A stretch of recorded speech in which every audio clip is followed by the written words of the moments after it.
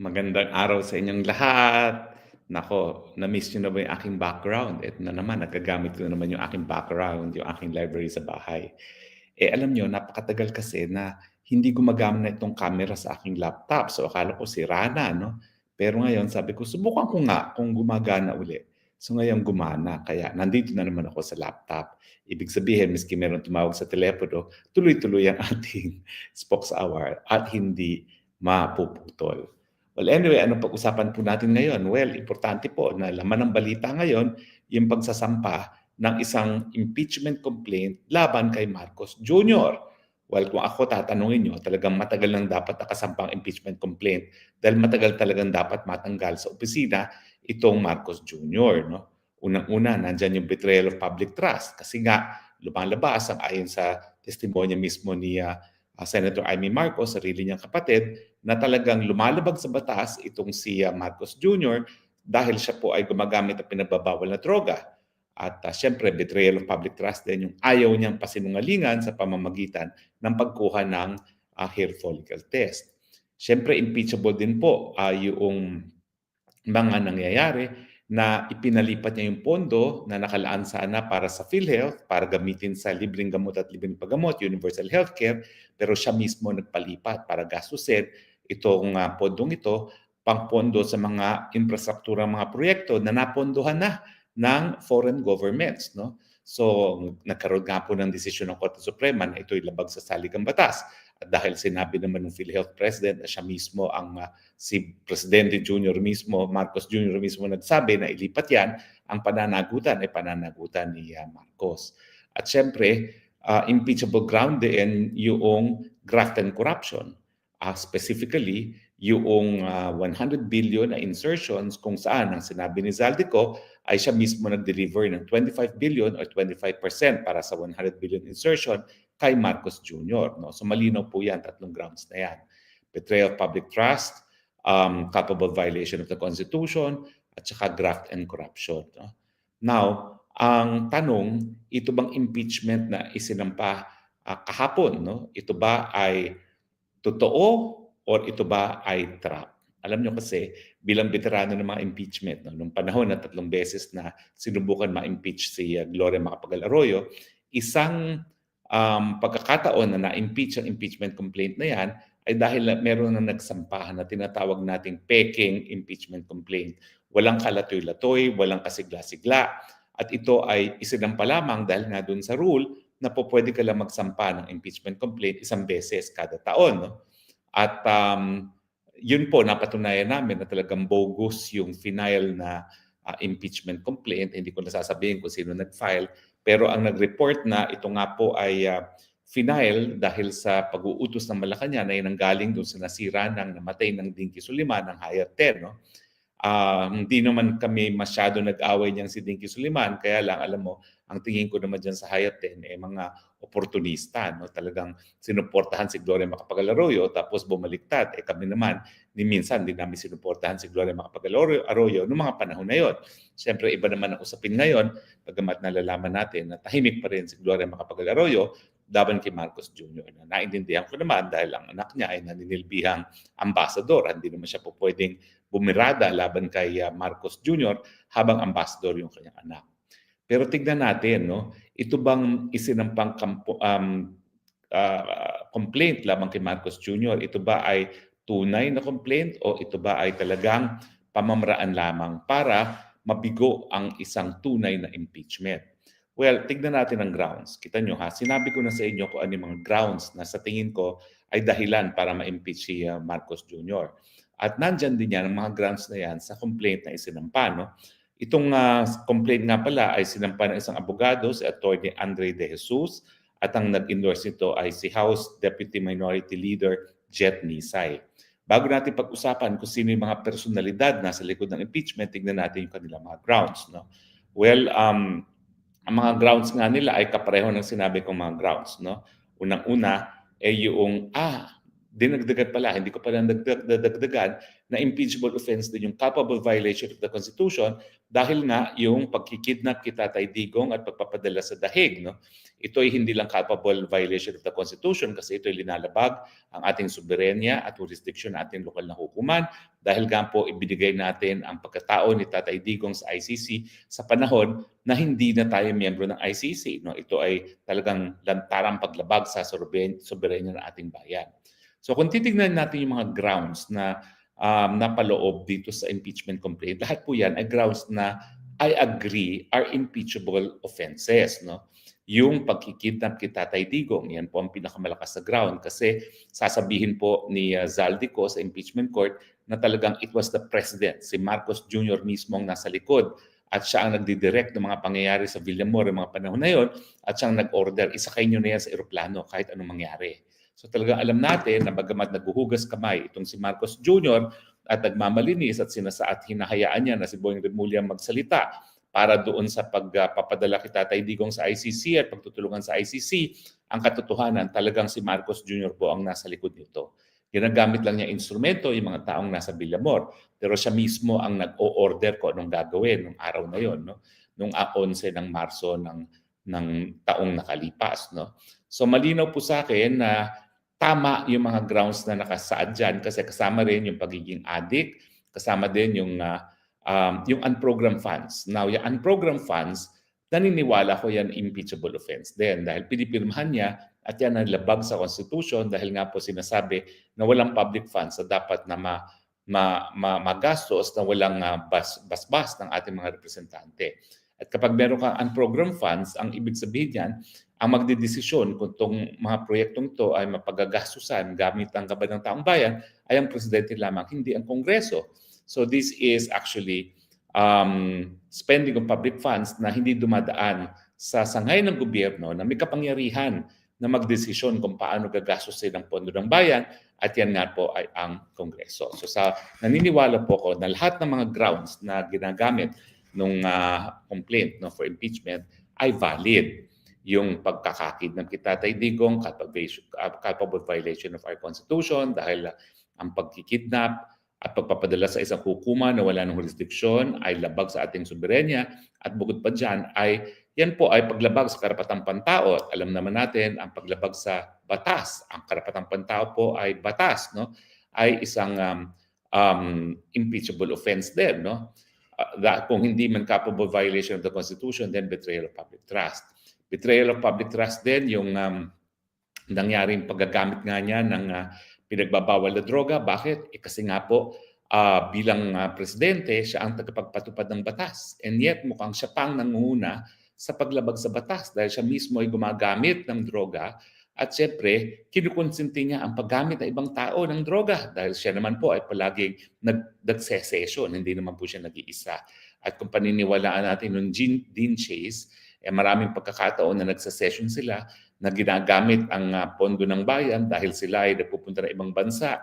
Bayad ni Juan de la Cruz, lagay nung di umano ay pagpunta sa San Francisco, mga panahon na yun para mag-attend ng APEC, pero kumuha pa ng bayaran para hindi lang para magkaroon ng isang drug session, kundi para magkaroon pa ng group sex, no, na mukhang naging orgy. Well, yan po ay kung totoo yung sinasabi ni Dean Chase, pero meron naman siya mga videos at saka merong audio clips na sa tingin ko ay mahirap mapeke. So mukhang betrayal of public trust talaga yung paggamit ng droga at saka yung paggamit ng droga doon sa konteksto ng video na pinakita ni Dean Chase na ginagamit ang pondo ng bayan dahil bakit pa sila nakarating na Amerika ng mga panahon na yon? Dahil nga sa APEC na binayaran natin at saan sila kumuha ng $57,000 na pinambayad doon sa sex professional na lalaki, no, na tinatawag na Mr. Tubig. At impeachable offense din yung unprogrammed funds dahil nga sinasabi ko sa inyo, dapat talaga wala na isang piso na lalabas sa kaban ng bayan na hindi aprobado ng Kongreso and yet yung unprogrammed funds ay lisensya para gastusin ng presidente ang pondo ng bayan kung saan man niya gusto nang walang basbas ng mga representante ng taong bayan. So sa tingin ko, so far so good, no? At iba pang so yun yung mga tatlong basihan na ginagawa ng complainants, no. Ang problema ay sino ba itong mga nagsampa ng mga kasong ito? Well, unang-una po, yung nagsampa mismo, si Attorney Andre De Jesus, ay kilala na dahil siya palang nagdepensa, siya yung naglitis para kay First Lady Lisa Araneta Marcos sa isang disbarment complaint laban dun sa kapwa-abogado natin, no, na nagsabi na nasa likod ng dayaan ng Smartmatic si Lisa Araneta Marcos. No? So dinimanda ni Lisa itong abogadong ito at lumalabas na ang abogadong ito, ang abogado ni Lisa Araneta ay si Andre De Jesus. So ang tanong nga is baka may issue pa nga ng conflict of interest kasi kaming mga abogado bawal magdemanda kapag naging kliyente na. True, ang kliyente niya dito sa kanyang libel case at saka sa disbarment case ay si Lisa Araneta Marcos, pero hindi naman natin magkakaila kung anong relasyon ni Lisa sa Marcos Jr. na subject na impeachment. No? So bukod sa posibleng conflict of interest, ang tanong, bakit naman ang abogado ni Lisa Araneta Marcos at hindi naman niya kumuha ng abogado na hindi malapit sa kanya? Karamihan ng mga abogado niya ay mga naging law partners niya o kaya law associates sa kanyang law office. No? Bakit naman magsasampa ng ganyang impeachment complaint ang isang abogado ni Lisa Araneta Marcos kung ito ay genuine at honest to goodness na complaint? Ang pangalawa pa ay sino ba yung nag-endurso? Hindi ko po kilalang personal ito, no? Pero nag-endurso po ay isang party list representative, Pusong Pinoy, House Deputy Minority Leader Jet Nisay na naintindihan ko po ay galing nga sa hanay na party list na pag-aari ng mga Garcia doon sa aking probinsya ng Bataan.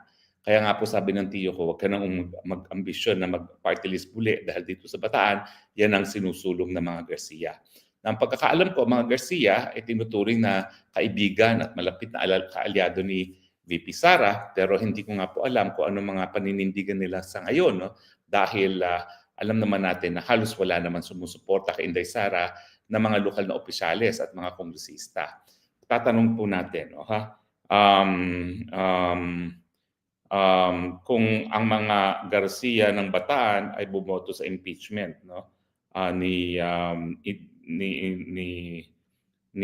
Sara, no?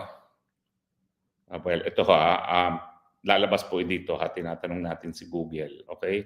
Ang sabi po ni Google, yung mga Garcias daw po ay dalawang Garcia, no? Yung dating gobernador at saka yung babaeng kapatid. Yes! Bumoto po sila for the impeachment of Sara Duterte. So, yung dating gobernador na kinikilala natin na malapit kay Sara Duterte ay bumoto for the impeachment of Sara Duterte. So, ang tingin natin ay yung party list na kanilang itinayo ay hindi rin supportive sa mga Duterte at supportive din sa kagustuhan nga ng Malacanang na matanggal si Inday Sara Duterte. So, kung pagbabasihan mo ay mga personalidad na naghain at nag-endorso ng complaint, wala pong dahilan para tunay na mapatalsik si Marcos Jr. sa kanyang pwesto kung pagbabasihan dun sa pagiging aliado ng mga complainant at ng endorser ng impeachment complaint. Lumalabas po na yung complainant ay abogado mismo ni Lisa Araneta Marcos at yung endorser ay sa isang party list na kontrolado ng isang kaalyado din ng mga Marcoses, bagamat nung minsan ay na-identify sa kampo ni Sara Duterte. No? Pero alam mo sa akin naman, yung mga politiko na identify kay Sara Duterte, naku, sa simula po, talagang ang dami niyang mga yan. Kasi sa unit team, halos lahat naman sila isang sinuportahan, Marcos Duterte. Pero nung nagkaroon na nga ng lamat sa panig ng Duterte at ng Marcoses, karamihan, kung hindi lahat, parang ako nga lang natira dyan ay pumanig na sa kampo ng mga Marcoses. So sa tingin ko, yung complainant at endorser ay walang interes na mapatalsik si Marcos Jr. sa kanyang pwesto. So sa tingin ko, ang mangyayari po ay history part 2. Dahil alam nila na sapat-sapat na ang basihan para mapatalsik si Marcos Jr. sa pamamagitan ng impeachment dahil ito naman ay talagang legal na pamamaraan para mapatanggal ang isang presidente sa kanyang opisina, baka minabuti na ng Malacanang magsampa ng isang spurious na complaint, bagamat valid ang mga cause of action, para lamang magkaroon ng dahilan ang kontrolado nilang mababang kapulungan na ibasura And from the moment of referral until 1 year from the date of referral, hindi na po pwedeng masampahan si Marcos Jr. na impeachment complaint. So kung ngayon po ay Enero, ibig sabihin kapag yan po ay na-dismiss na, the next impeachment complaint cannot be filed until January of 2025. At siguro iniisip nila pagdating ng January 2025 tuloy, 2027. Pagdating ng January 2027, panahon na ng eleksyon. So hindi na matatanggal sa pwesto si Marcos Jr.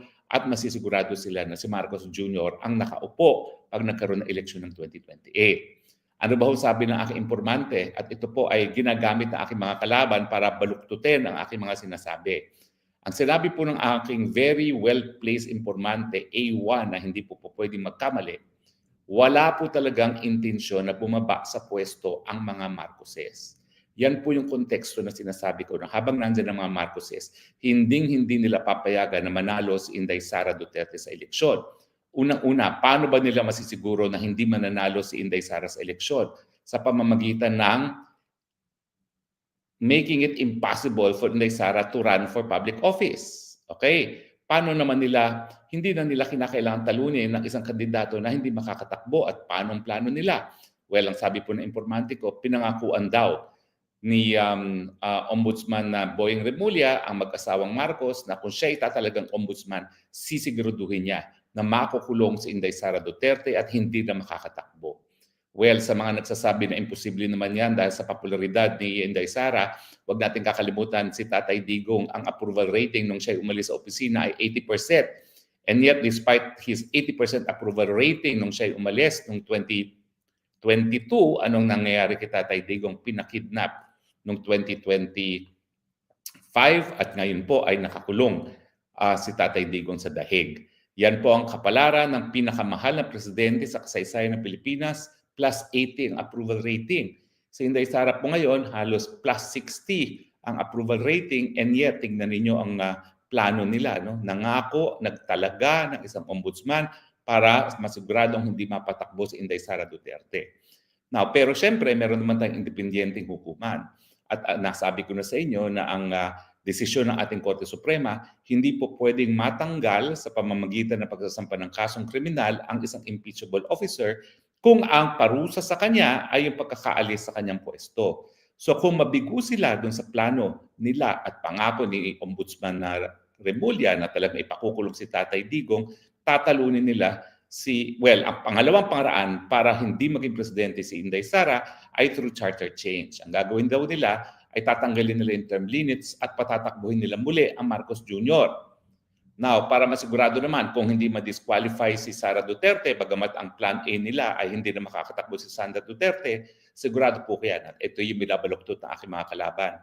Habang nandyan ang Marcos, hindi nila papayagan ng mga Marcos na manalo si Inday Sara Duterte. Ulitin ko po para hindi na nila ma-cut and paste. Ang Marcos ay magsisigurado na hindi mananalo, ang Inday Sara, sisiguraduhin lang yan ni Marcos pag siya ay nakaupo pa. Kaya nga po importante na matanggal sa pwesto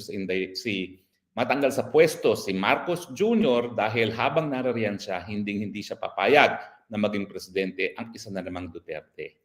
Parang yung mga sinasabi ni Ontiveros at saka ni Ontiveros at saka yung kanyang kinikilalang naging partner na takin mo, sabi daw ng mga ambassadors kapag Duterte bumalik magiging failed state tayo.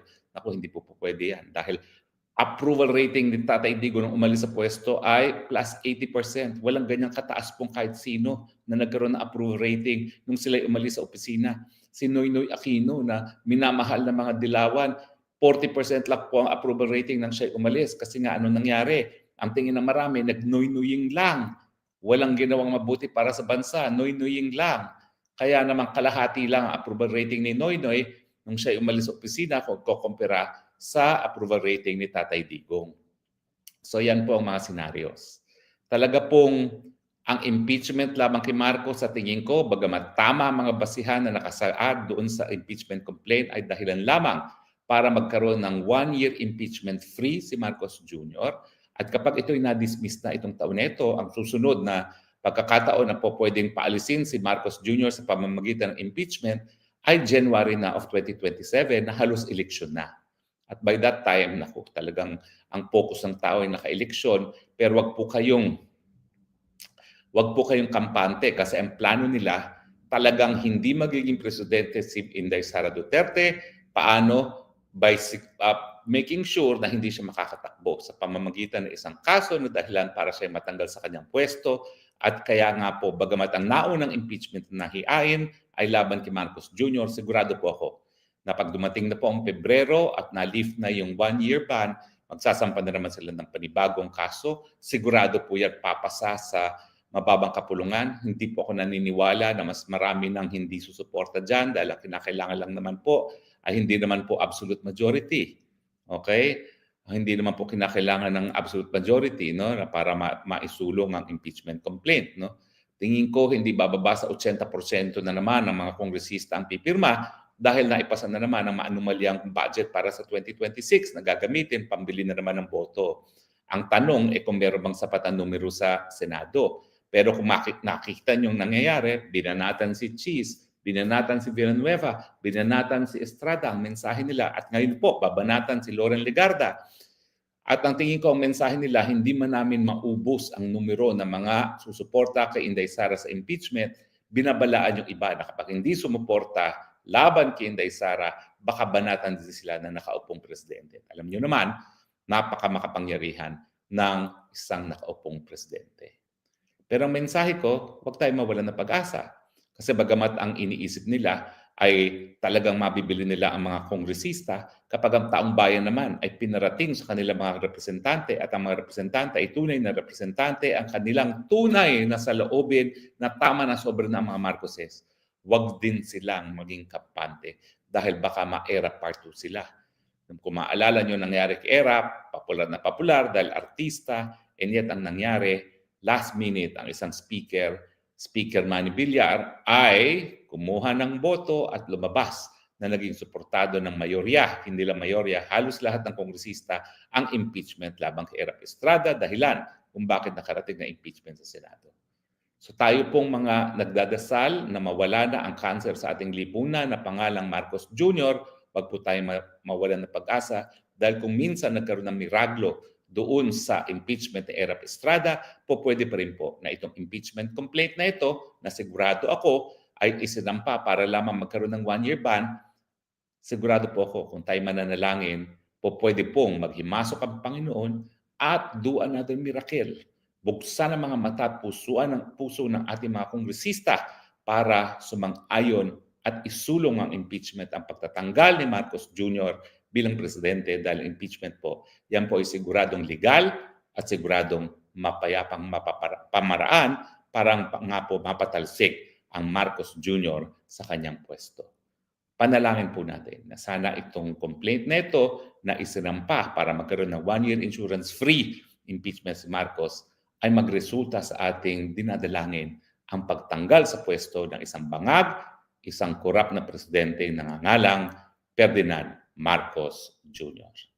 Salamat po sa inyong patuloy na pagtangkilik at muli po, ito po ang inyong spokes ng bayan nagsasabing, I love you Philippines. You're the only country that I have. You're the only country that I will love. Bye!